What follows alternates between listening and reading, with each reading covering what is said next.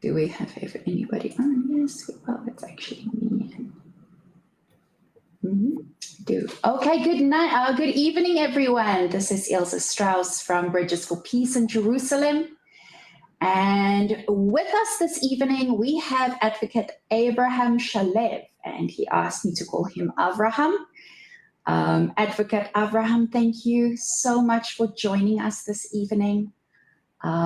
We are going to speak tonight about buzzwords being thrown around, things like occupation, siege, international law, and then probably my favorite, apartheid.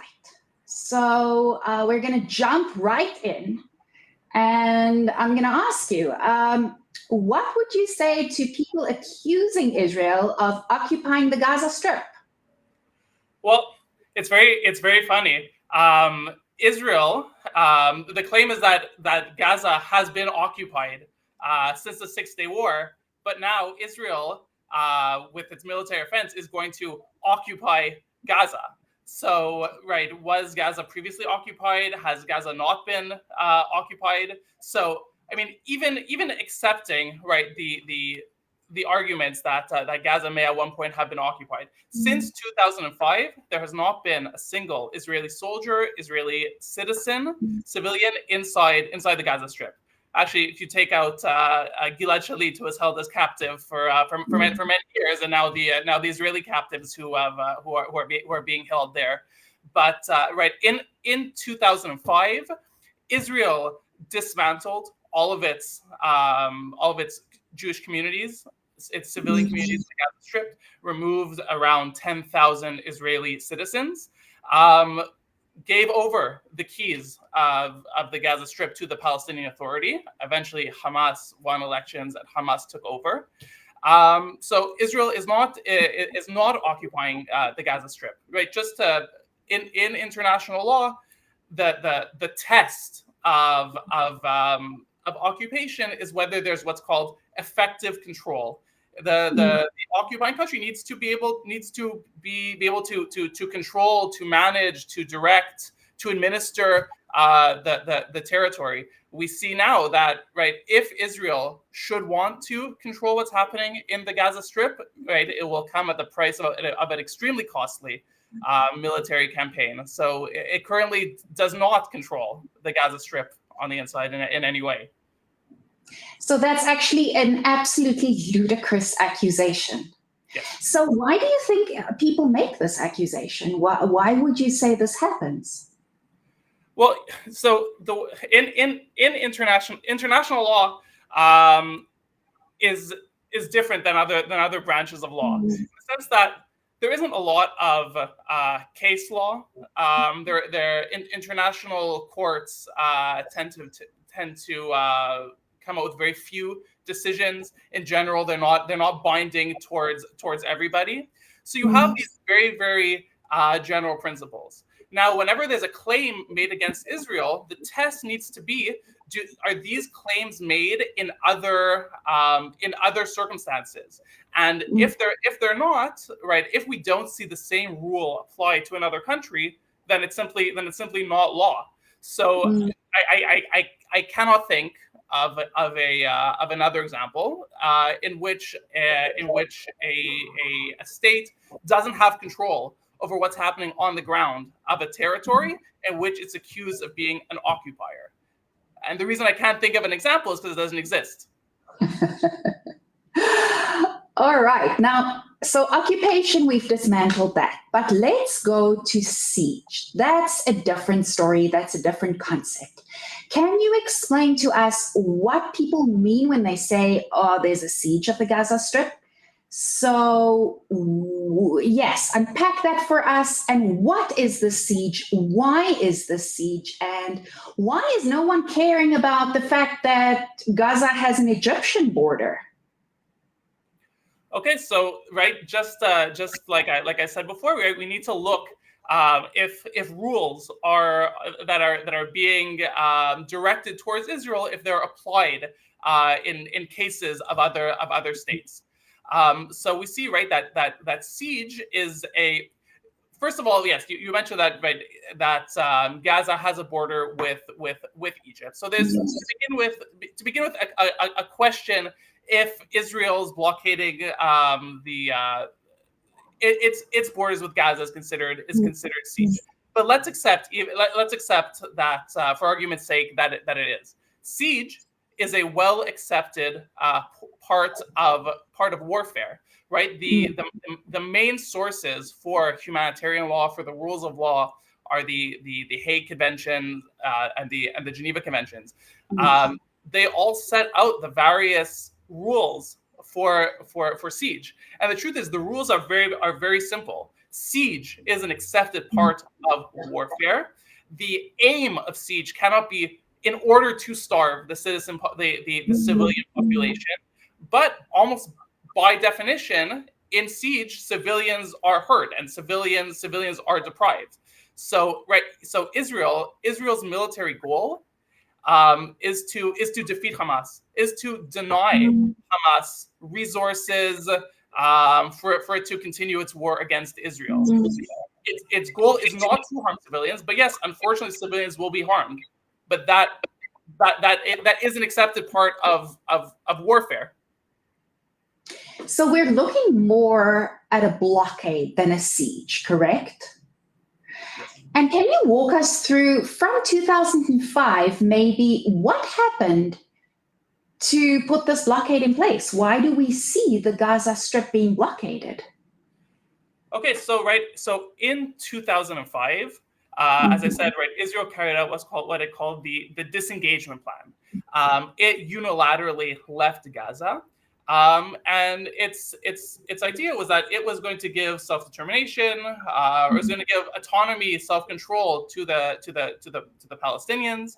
Right, they can make Gaza into the Emirates, into Singapore. It's the same beachside as Tel Aviv, which is not so far from my house. But almost immediately in 2006, the Palestinian Authority held elections. The Hamas terrorist organization won these elections. There was a brief civil war in Gaza in which took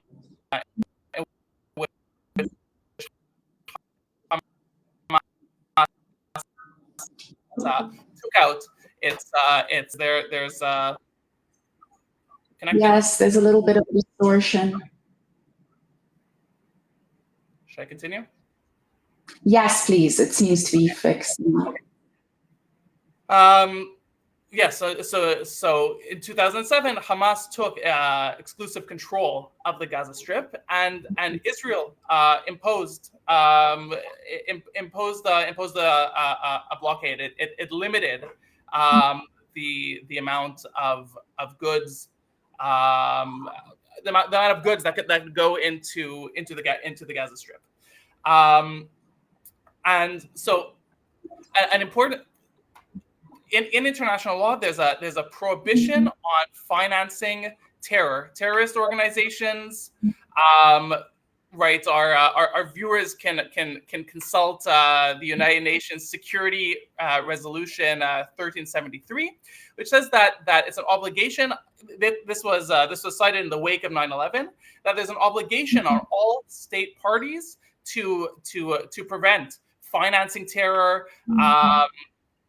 and to providing resources to terror. It's well known, right, that Hamas has infiltrated humanitarian aid organizations in Gaza. Just the other day, UNRWA, which is the UN, right, organization dedicated to Palestinian relief, they posted that Hamas had seized humanitarian relief intended for the Palestinians. But almost immediately, UNRWA deleted this post and then claimed that nothing ever happened. But we have a long series of a history of this sort. We know that Hamas has used UNRWA to hide rockets, to hide weapons, to build tunnels that that officials in the UNRWA education system are senior Hamas officials. We have cases of various charity organizations, such as World Vision, where workers were charged and sentenced. It was discovered that they were Hamas officials and that they were funneling tens of millions of relief funds to Hamas. And so by allowing this to happen, if Israel would turn a blind eye to this, in fact, it would be ignoring its obligations under international law. Right. So just that we're clear on this, when we say that there's a blockade on things going into the Gaza Strip, we are not speaking about maize and oranges and apples not going in or medication. What are we speaking about? Which things are not allowed into Gaza? Which things are blocked? So until now, until this current war operation, there were certain limitations, right? Tons of food came in daily from Egypt and from Israel. There were limitations on things that could be used as weapons, things, construction materials. The construction materials that had come in, right, had been used many times by Hamas to rebuild their military capabilities. Now Israel is saying that absolutely nothing will come in. And so what we need to talk about is that we ask ourselves whether in a time of war there's any obligation in international law for a state to provide electricity, water, goods, supplies to an enemy state. And the answer is no. There's no rule like that in international law. So certainly Israel doesn't have any obligation to be sending in any sort of supplies to Gaza. Now the question is, in international law, generally third parties, NGOs, relief organizations, right? They can provide humanitarian aid in the case of warfare. But there's a major caveat, right? The but is that this needs to be subject to the relief getting to the civilians, for not to not go to enemy hands and to not give the enemy an advantage in warfare. And just from a simple looking of the facts of the history today, there is absolutely no way for goods for anything to go into Gaza without it falling into the hands of Hamas.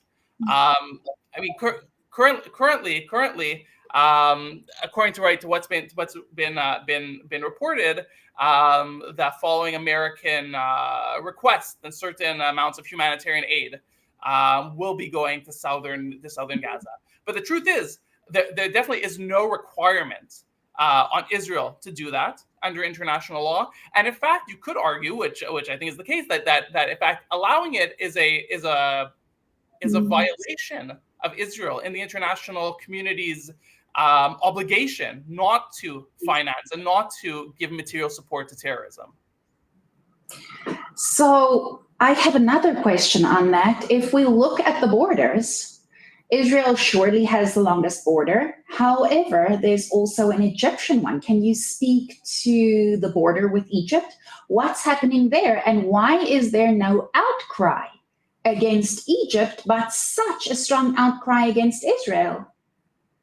Certainly. I mean, certainly that question will need to be directed to either an Egyptian speaker or to I don't know, a UN or an EU speaker. But the truth is, the Egyptians from the beginning, right, are very worried about Palestinian refugees going out of Gaza. If they leave Gaza, then Egypt and the Arab world will have lost a tool against Israel. Also, I mean, they not in a this isn't a legal answer, but politically, the Egyptians are worried that it could have a destabilizing effect on them. They have any criticism that's against Israel should be pointed towards Egypt as well. Right. I just wanted to add that in the Ukraine conflict, the international community allowed or facilitated the evacuation of more citizens from Ukraine than the entire population of the Gaza Strip to begin with. So certainly, if there was truly a desire to protect citizens from the evils of war, from dangers, then the international community should facilitate the evacuation of those Gazans that wish to leave. Right, correct. Avraham, 2 more questions for you. I know we are pushing time here, but if you'll allow me 2 more, please. The first one is, as an Israeli, maybe not even as a legal expert, how does it make you feel that the entire world is speaking about the fate of Gazans and the aid reaching them? But who speaks about the fate of the hostages, of the Israeli hostages, and the aid reaching them?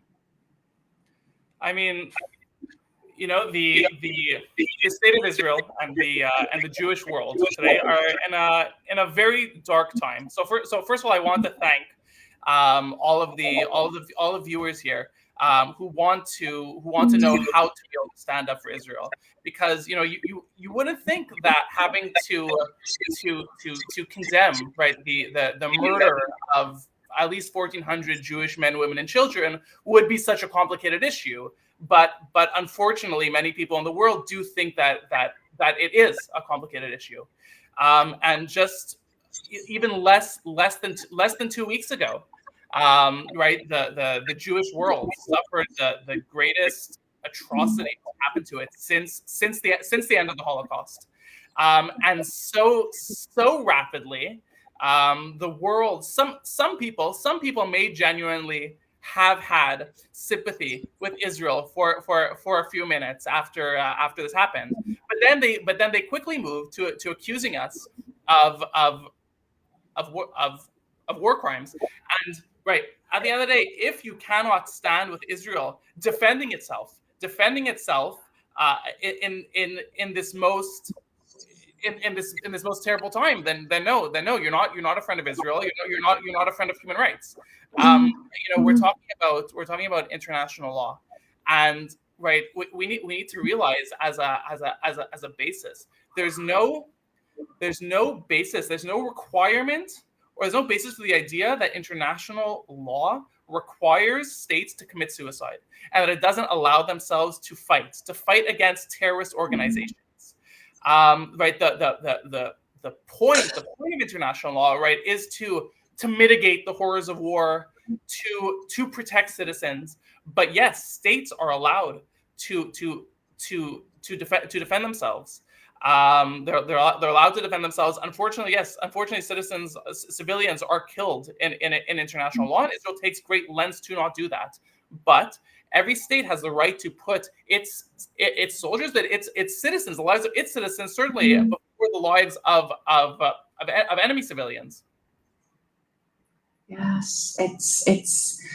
I believe that all of us realized that if those borders open, Israel would not exist.